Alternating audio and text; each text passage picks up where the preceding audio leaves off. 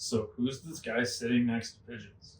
Hey, that's kind of been the comment that I've seen the most of over the last couple of weeks. Yeah. Fair to say? Like common stoner thing. We just like didn't address it. Like, we're just gonna do this. I know who you are. That's his brother. Yeah. That was a common one too, man. I've seen that in the comments a couple times. What was that? Your wedding? We got that a lot at. In life, actually, I get that quite a bit. Yeah. Anyway, anytime that you come over, when you came to my boys' hockey game, That's another one. that was another. I was like, "Is that your brother?" Yeah. It's like, no. This is Chris. This is the owner, the CEO, operator of Black Tie Canna. It's right there, Black Tie Cannabis. If you guys are familiar with me, if you guys are familiar with my channel, Pigeons 420, you guys have heard of him before. He was actually the very first sponsor of my channel. Yeah, he sponsored a giveaway for 100 subscribers. It was a big deal, and it's still pretty crazy. It is wild. It was like, wild. Yeah. Yeah. So, man, I think it's only fair, since nobody knows who the heck you are. Who are you? And why are you here? Because I like spending time with my friends. That's why I'm here. Yeah, I mean, like you said, I own a retail dispensary in Winnipeg, Manitoba. So very local to the prairies. We a little bit of a different shop in terms of what we look like and stuff. It's more of like an old whiskey bar. We dress up, guys wear ties, and try to more about like the service and making sure that like it's cannabis is accessible to everybody model. Like everybody gets taken care of. There's something available for everybody, and trying to bring in that comfort level that is just generally not seen. We're used to buying weed, jumping into somebody's Chevy Blazer. I think I've made this one comment before, but behind a dollar round or something and grabbing a baggie and then going about our day. And I just part of the legal space that really drove to me was like, this is an opportunity to create something that brings in more than just the regular user. How do we get the soccer mom to buy a pack of joints instead of a bottle of wine? And just what is a space that I feel comfortable spending my day in? As a young business owner, when I first started it, originally it started as a vape shop, and then we subsequently, once legalization happened, I guess 6 years into having the vape shop, and then once they opened it up for more, because small business really wasn't something that was accessible off the hop. Then got our cannabis license, and that's been a couple of years now, just shy of a couple of years that we've had the cannabis license, and so yeah, and I mean that's where a lot of this was you and me working on a professional level in the cannabis space, and people that I get to talk to all the time. Our drive to want to be able to do stuff together, and having the ability to kind of like bring that both things in line, where we've got this like anchor of this plant that we work around, and the people we get to meet and talk to on a daily basis because of it. Yeah, you're absolutely right. Our friendship goes back many years. You and I went to high school together. Mm-hmm. We played on the same sports team together. That's my goalie. We played on the same football team. I was his goalkeeper. Soccer for our American audience, and we became much closer later in life. Unforsaken circumstances. My son was going through an illness at the time. Brought me to Winnipeg. I don't know who reached out to who first. I think honestly it was you, because you were in town. And you knew that I was out that direction. I imagine it was like one friend, mutual friend. Yep. But yeah. Yep. And it was just someone was like, "What are you doing?" Oh, I guess maybe it would be because I would have been in the city already, right? You're like, "Hey, yeah, we're in the city. What are you doing?" And I was like, "You want to hang?" Yeah. And fair to say, it's one of those stories where it's like the rest is history. Our families are very close. My son refers to you as Tio. He refers to your wife as Zia, which is Spanish for aunt, and Tio is Italian for uncle. It's quite the opposite, actually. It's 50-50 the way you were going to go with the I know. I always try. Yeah. No, it's Spanish for Tio. Jeez, have another drink. And Italian for Zia. Yeah. Okay. Zia. All right. Now I got it straight. So very close, very close. And I remember when you started up your vape shop, and it was a big deal, a big undertaking, and there's a lot of uncertainties, and I like starting a brick and mortar business anywhere is going to present some inherent risk and uncertainties. And I remember going through that with you, and I remember you picking out designs and locations and stores and so on and so forth, and going through that hurdle of starting a new business and creating a customer base, and then all of a sudden 6 years later legalization comes around, and it's like, well, dream happens. we knew this is something that we had talked about. Yeah, we knew that with the introduction of a liberal government, I digress, that was going to bring in legalization. It eventually did, and I remember we got excited actually when we knew legalization was coming down the pipe. But to see transition to a store where it's like now you're a dispensary, you are now selling product, and the biggest difference that I can appreciate amongst your store than anyone else's is the character and the amount of personality that you get when you walk into the store. There's a reason it's called Black Tie Cannabis, and that's because when you walk in, you're going to be greeted by men or women in black ties. It's a very formal atmosphere, but yet a very welcoming environment, and that's what I think that was really key to when you said your mission is to how do I get everyone to want to come here. This isn't just a spot for 18 to 24 year olds. This is a spot for anyone interested in cannabis. I agree. That's the thing. And you've done it. You've done a great job with that. I appreciate it. Thank you. I find that was a big miss off the hop. We really commercialized the experience with a lot of the big companies, and there has to be a middle ground here. No other retail space is secular to like only Walmart. Walmart's not the only place you can buy things. They're a very large company. They hold a lot of market share, yes, but they're not the only thing that exists. And you're either shopping for price, convenience, or experience generally, right?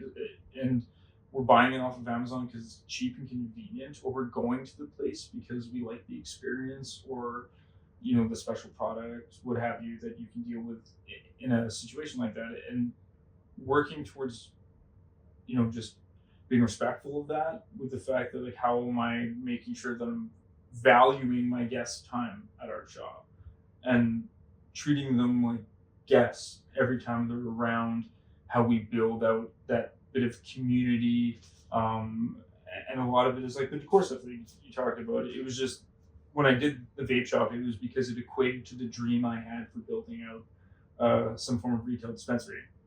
And it was like, hey, this thing came along that sort of equated the way that we get to interact with the product, the varieties of flavors and stuff. I was like, this is kind of like doing strains and stuff. It was the first thing I thought of.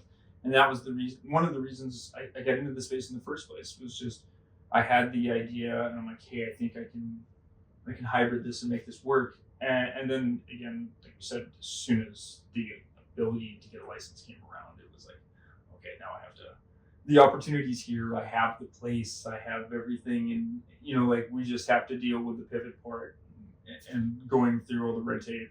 But it was something I knew I wanted to do immediately. It had to happen. It was the reason we did the shop in the first place, right? I didn't know it at the time, but right. It was just, it turned out to be the reason I did the shop in the first place. Right. I think it was inevitable. It was gonna happen as long as, of course, we were given the right to do it. And I was gonna take the opportunity if it presented itself. Right. Why not? Yeah. Why not? This is something that we care very passionately about. We both consume quite a bit. You're probably one of the only few people I have left in our adult life that consumes relatively close to as much as I do, or at all, even for that matter. Yeah, there's it's the dwindling. teeteringness of that of some of the people. It's dwindling, and so that's why it's like it's always been exciting to have this relationship, because we are exploring legal cannabis together, and cannabis in Canada is pretty fascinating. And if handled right, it's like, I feel like you can really run with the opportunity, run with a lot of, um, really Opportunities. anything really. It's a new business. It's a new industry. I mean, And that's the thing. Is opportunity is the big word here. We're at a ripe age of, we're growing into our careers, and we're getting to do it. And a very good idea. We're getting to do it around something that we're exceptionally excited about participating in, and something that past generations did not have access to for creating jobs in this space. I mean, not that they didn't exist, but I mean on the full legal scale where you're shaping and creating the industry we work around. Like the stuff that we do, the conversations we get to have with people, is going to change how our kids, how your son, let alone my son, who's not even 4 yet, is going to get to purchase cannabis in the future. It's something that it can't be understated. The first 3 years were almost a wash in this legal industry in terms of that was a lot of like higher ups shuffling around and organizing how the structure of this was working. And now that we've seen such an influx of smaller retail, the type where the quality of the cannabis has gone, we've had lots of conversations about that. It's really exciting because it's almost like a tech thing. There's so much new happening all the time. You're seeing companies always pushing the envelope of what they can get away with in the regulations and everything, and innovating products, and it ties, it tickles like my nerd fancy of following tech stuff, with just all of that change and everything that's happening locally. Like it's insane. You wouldn't think that in this Manitoba market that there's like a lot going on, but it's funny how it doesn't matter that it's legal weed industry. We get a lot going on. There's a lot of people, a lot of movers and shakers trying to, mix things up, make their mark in this. I mean, there's opportunities for guys to grow into positions where they become the Jack Innes or whatever of the world, right? Of our Canadian market, even provincially. We have a massive microbrew economy here. Like in Winnipeg especially, it's a crazy the amount of microbreweries we have that work really well. And I think there's a lot of potential for the growth for the tourism and everything in cannabis that's not even really been tapped in yet.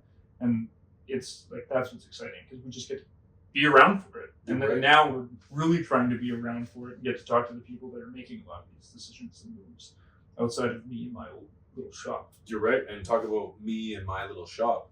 I'm sitting here making content on the internet in a, my little computer space is about a 9 by 9 foot space. But, I'm in my basement in solitude and I don't actually get out. And, over the course of the last few weeks, we've sat down with some people that are really involved in this space, in this province. And it's been really, really it's been really breathtaking. And relieving to hear how enthusiastic people are in the dispensary space, in the legal market to provide great quality product to the people. And as a home grower, I thought, that's been missing all these years. And, that's why I feel like highly motivated.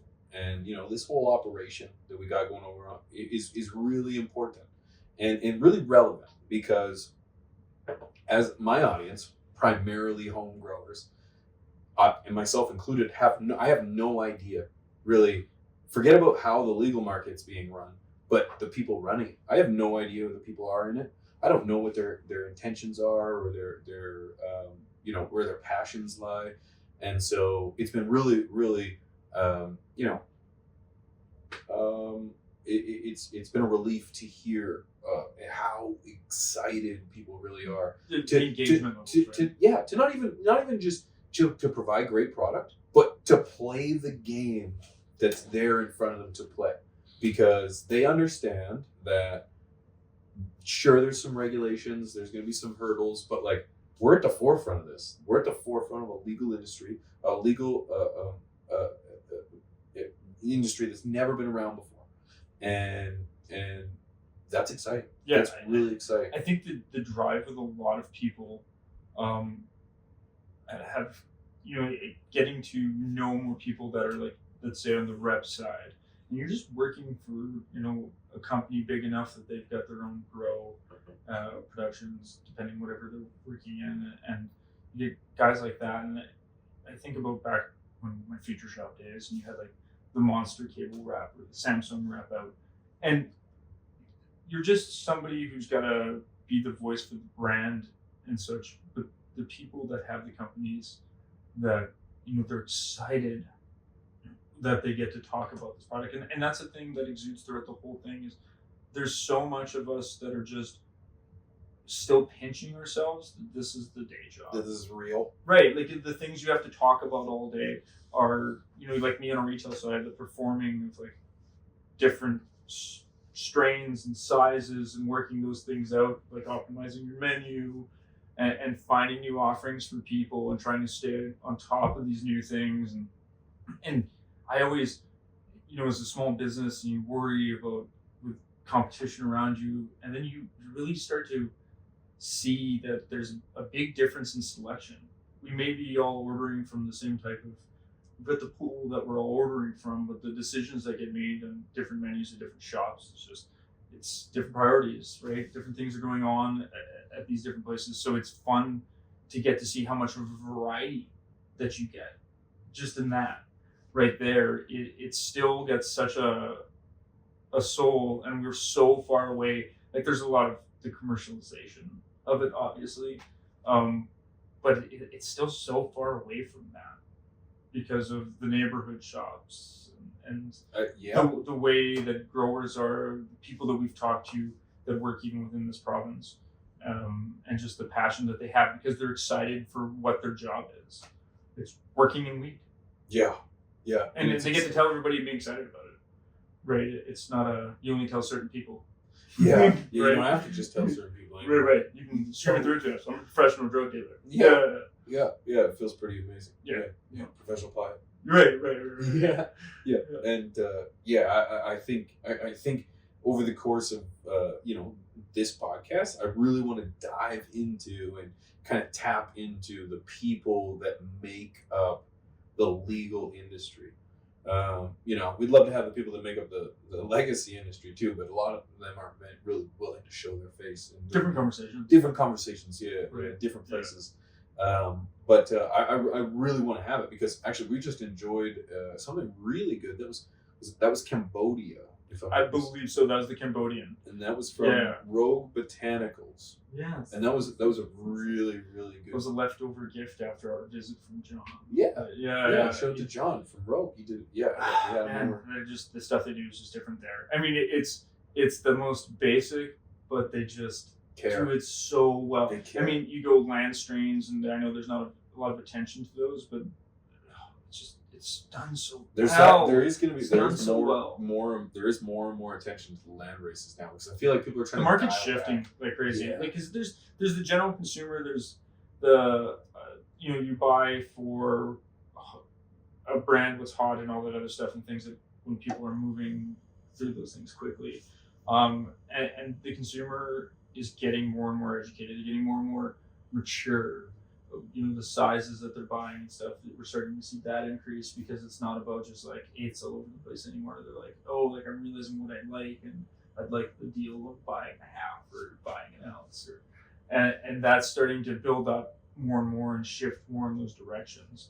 And we're starting to see the quality. Like it used to be a lot harder to find really great quality ounces, let's say, in the legal market because it was just an underserved portion of it. No growers were giving it attention, and any of the guys that were growing the really good stuff, it was hard to get it at a price comparative to the legacy market. That was the original argument in the first place. Mm-hmm. If you're paying, $220 plus, it just seems versus what you can get that on the street that's crazy. There's a lot of assurances that come with to a degree of the regulation, but it just it's a hard sell because that's who's buying that, right? Somebody who's already been smoking lots and who knows they're going to go through that ounce in a good amount of time. So if you don't have that there, then how does that person who's a regular customer? It was like my big issue with the legal weed early on too. It was like you're not even hitting the need I want, especially at the time. First legalization was a lot heavier into like concentrates, so that was like I'm not paying $60 a gram, man. Like I don't. I mean, there was not any right off the top. The stock. Right? There was nothing. Yeah, I mean that was a year and a half, 2 years in the process, anyways. And then it was like, this is crazy. I'm not paying this dollar. Not on your best sale kind of thing. And you just move on from it.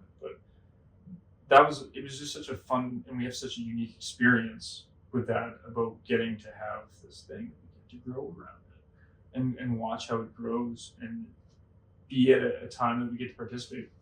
I grew up in a small family business, and some of the things that I get to do and how I get to spend my time now that my business is like operating within a way in which I'm not there 90 hours a week, and I've got staff and I can, run the business instead of just being there and operating it all the time.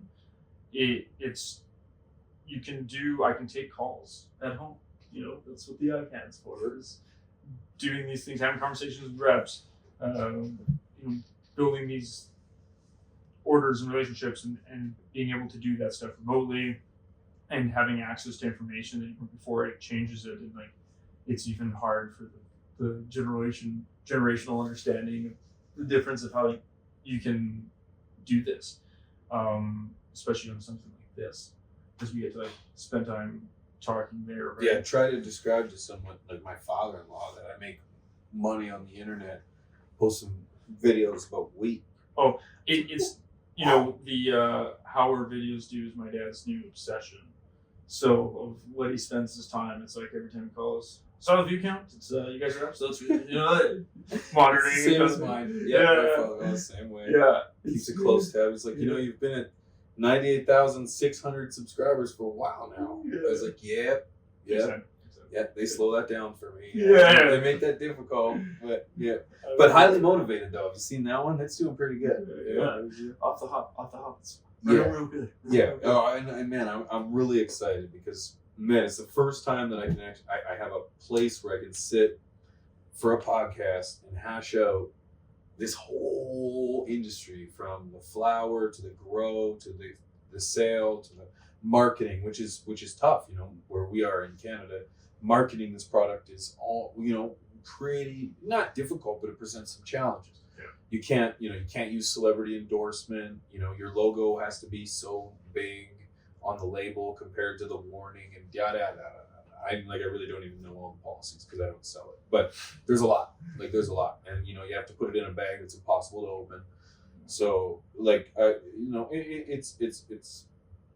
there's a lot, and so that's where I like to dive in on your side of things, and there's different a lot. exposure levels. 100%. Yep, 100%. Like I was on a local radio show a week or so ago talking about with edibles and kids having access to them, and that was one of my comments about it was the regulations are extremely stringent on packaging and such. Right.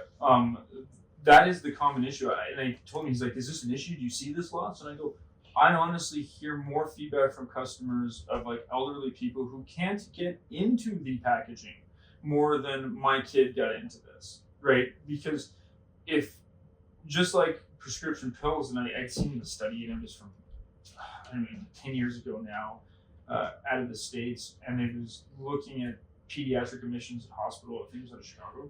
And the vast majority, I think it was, of toxicity report stuff was poison. Like either, pills. I think like 57% of that was prescription pills. And then the rest went to, common things you find under the sink. But it was like, so from that, I go, prescription pills looks like it's a pretty bad problem for access and poisoning, because that's what that is. We all know that kids are supposed to have these things. It's like the methods in which they did have access to is one of the issues. And, we could push edibles to a whole nother step and go into where they all have the same lids as prescription pills. But if we're saying that prescription pills, which are in those, are already giving us problems, that's where the public education point of this comes in. I think that's the big part that being able to have conversations, be able to have access to people to give the information through the bud tenders that know what they're talking about, and have some life use that they can give to these people so that it's not flying blind all the time. That's what's going to help bring cannabis into the forefront, where we're not going to be the joke in the movie anymore. There's going to be something where it's the basis of you get to see people who like like the movers and shakers in this industry, people that are like small business owners or other guys are talking with these much bigger companies than what I have. And that I don't speak so favorably. Those ones too. Even to that level, right? Yeah. Like there's so many levels of interaction in this industry, so it's fun to get to watch it unfold all the time, and then speak to those people too. And I want to have them here, even if I disagree with them. I would love to have an opportunity to have somebody from, Canopy or Aurora, or these are some big companies, and I'd love to pick their brain, and I would love to hear from them. And some of the reps I know out of those companies are so great. Some of the best people. I believe, of course, it's got a human element. The job portion of it is what it is, but there's certain things where how the business is run versus what goes on. Right. And You're the marketing person has no say on what property they're buying in Jamaica. Right. Yeah. Right. So and that's what's great is you get everybody the will and want to participate in this industry so high. Everybody's so very passionate, and they want to be part of this. They want to work with this plant, and create their livelihood out of this, because it's an exciting thing to do, and that's why it's the mix of all these different people coming from different backgrounds. Getting to talk to them is so many different ways to get into this industry right now too. It's I'm doing the online media entertainment. You're doing the dispensary sales. There's the farm. You could be the master grower behind it. You could be the one marketing. There's so many avenues. Heck, you could be the lawyer. There's pickers and trimmers, processing plants. We have multiple processing places just in this province that you have opportunity to work towards, and getting to work right at that ground level, right, with this plant and stuff too. And that's the thing, is that even here, we have that. It's not and that's true in every province across this country. It's becoming more and more true in the US, and a lot of other places where it's not a pipe dream. This isn't 16 getting high in the back of somebody's car going, man, it'd be so cool to open up a bakery or whatever, right? Open up a dispensary and do this. You don't have to imagine it anymore. There's stuff available. It can be done. Yeah. There's supporting things, and it's growing. And if you are motivated, you will there's opportunity. Yeah, you can be highly motivated as well. Yeah. So when it comes to this channel, you and I've got a few different plans when it comes to content. I think it's fair to kind of lay a framework. We're gonna have some fun. We're gonna have some fun. It's gonna be more than just a podcast on the channel. I think it's important, not only as dads, but as human beings, to kind of celebrate and kind of and appreciate just really all aspects of what living with cannabis is really like. We're both fathers, we're men, we're humans, we're volunteers, we're entrepreneurs, and we would love to take people on the journey with us on some of those things. Some projects around the house, whether it's going on some garden tours. A lot of these facilities of people that we've had over have invited us to come to their turf. Their garden. Yeah, I'm excited about all of that. So we want to do that as well, and really nothing is going to be off the table here when it comes to content and things that really people can participate in. We really want to show that you can be highly motivated and accomplish anything. Living with cannabis, right? And that's, like you said, there's a lot of aspects there. There's being a parent, there's getting stuff done around the house, there's all of these things that a lot of us have cannabis injected to. It's our day, all day, and there's not a lot of things out there that help support that in a lot of different views. there's maybe some extremes of it. There's a lot of extremes of that, right, that exist online, but not in just what is a regular person that wants to mess with their kid's Hot Wheel. Um, and what does that, what do their days look like, and how do they get things done, Right. all that stuff. And I want to show that it's not just living with cannabis around all the time. It's not a caricature. You don't have to be in the mafia. You don't have to be a gangster, comedy movie. Yeah. You don't have to be Cheech and Chong stoned all the time or how high, whatever type of thing, right? Like it's not that. It's the guests I've coming to the store. It's the regular people working their regular jobs, lawyers, factory workers, whatever. Like the mix of everybody that like has this injected one way or another into their lives, and showing that it's just people are motivated to be around it. Yeah, and I can't wait to get deeper into it, man. And of course, I want to pass it off to anyone that's watching. If there's anything that you guys the audience wanted to watch, or wanted to give us insight into really what you want to know what it's like to live with cannabis, let us know. Let us know in the comment section below, because we're always watching, we're always listening to the things you guys have to say. Man, well, it was a great epi, man. It's fun. I'm so excited. This is the conversation we've already had, the stuff that we're like planning on doing. We're gonna have a lot of fun with this, and it is a great excuse to hang out more often. Yes, yeah, exactly. We're getting normalized to it. It's a problem.